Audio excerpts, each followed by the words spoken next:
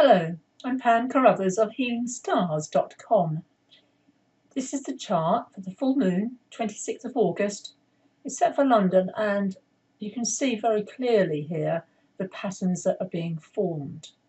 I'm using what is known as tight orbs to give you the clarity that this full moon is showing us. It's a very different story to what we've been experiencing over the last 2 months. We are now clear of those eclipses. You'll be glad to know. Eclipses always bring up turmoil and change. Very unpredictable eclipses are. And we've also just finished the Mercury retrograde, 24-day cycle that actually ended on Monday, the 20th, or 19th, 20th, depending on where you are. The pattern of a full moon is always to bring full light, that's the moon, to us on Earth. And the sun is now in Virgo. Here it is, that olive green sector. Here's the sun, 3 degrees of Virgo. And the moon in Pisces opposite. Now, I love the Virgo time of year. We are approaching the autumn, shall we say. It's just around the corner. And the Virgo energy is very much that back to school energy, that freshness in the air. Virgo is very much about efficiency, about attention to detail. The negative is perfectionism. Nothing is quite right. But it's very good for clearing. The energy of Virgo is very purification energy. So, first of all, I'd like to recommend Marie Kondo's book, The Life-Changing Magic of Tidying.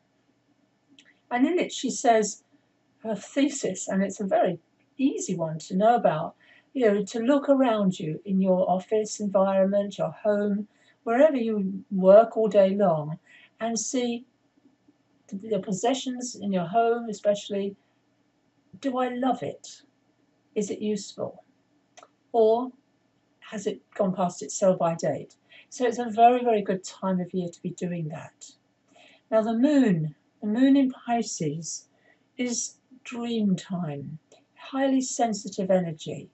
And therefore, always at a full moon, there is that heightened emotional intensity.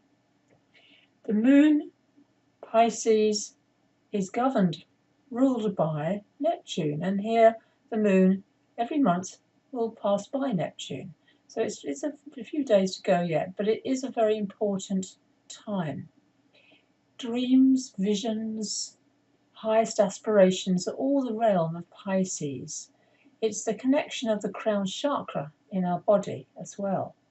So if you just sense into that and feel that connection to the divine, and it can be channeled into the earth energy that Virgo represents.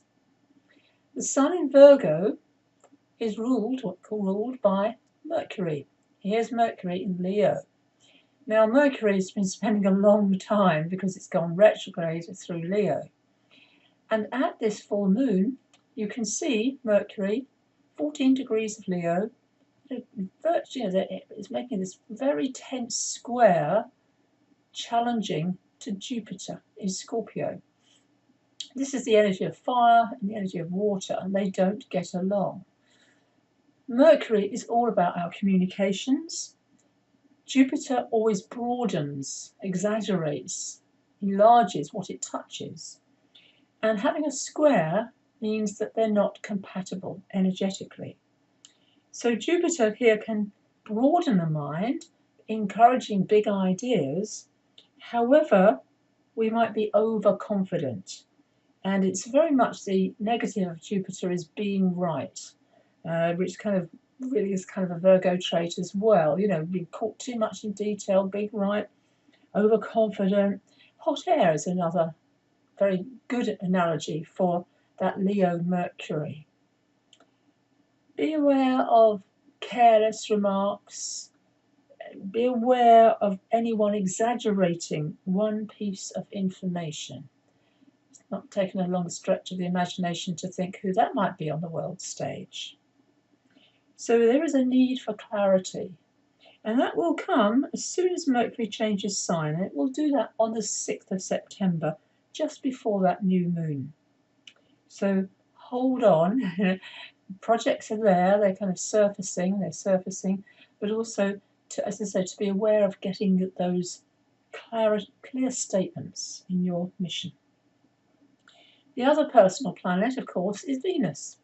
Here's Venus in Libra, and it's at 18 of Libra. It is also in a tense situation with another planet, and that planet is Pluto. Now, Venus is all about love, Pluto is all about power, but they are at odds with each other at the moment. So you might be experiencing a relationship crisis in your life. You might be caught up in a jealousy situation. It can be very intense because that's what Pluto will do. It's also money. Venus is money and Pluto is power. So this, again, in the collective is all about the banking system, politicians, it's all about, making. Venus wants to bring peace and diplomacy in Libra, but it's up against something deeper, the plutocracy of Pluto. So watch that in your life or your relationships. A person who might have this in their own birth chart might be emotionally insatiable. So maybe that might be a tendency to be aware of.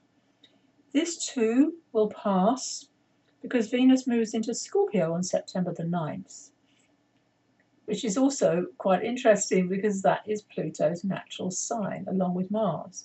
So we might have a taste at the moment of what is to come.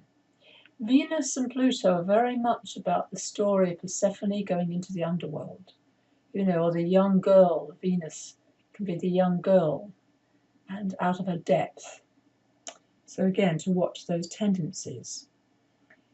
The next thing of interest I'm looking at here is a very important grand trine, which, there it is, that beautiful triangle in blue, connects up with two what we call sextiles. It forms what is known as a kite pattern. So here, Saturn and Uranus are in a very, very good positive connection, along with the Sun and the Moon as well. And this is, Saturn is the old traditions, Uranus is new. They are the future. Uranus is future, it's genius, but it's rebels. And it's all about change. Uranus loves change for change's sake. But Saturn is very strong at the moment. It's in its own sign of Capricorn. So therefore, any changes that are made at this time bode well because of the security of the earth signs that are prominent now. So it's a very good idea, if you have anything new you want to project, to materialize, it can take root at this time. You might look at an old subject in a new way. You might also notice Earth is very, very stable and has a lot of qualities of determination and perseverance about it, and extraordinary willpower. And this is added, very much because of Saturn's strength here. So it's a good time, for New Year's resolutions, even though, of course, this is August. And the Pisces, the emotions here, the water and earth signs are very compatible. This is true for you if you are an earth sign, Virgo, Capricorn, or Taurus, and if you're a water sign. Notice now Jupiter, at odds with Mercury, is still in this wonderful flow of energy to Neptune, which rules the moon. So we here have a lovely kind of coming together of planets at this time. Sure, there's some challenges. There always are. It would be rare not to have a challenging chart in some way, but also effort. Mars is retrograde, but it's gone back into Capricorn, where it's strong. It's known as exalted. So the more organized that you can be at this time, using the techniques of Marie Kondo. I have no affiliation to recommend her book, by the way, but I really have been taking this on board myself and looking around me and going, this needs clearing, this needs sorting, all this paperwork that's been piling up can be shredded and let go of.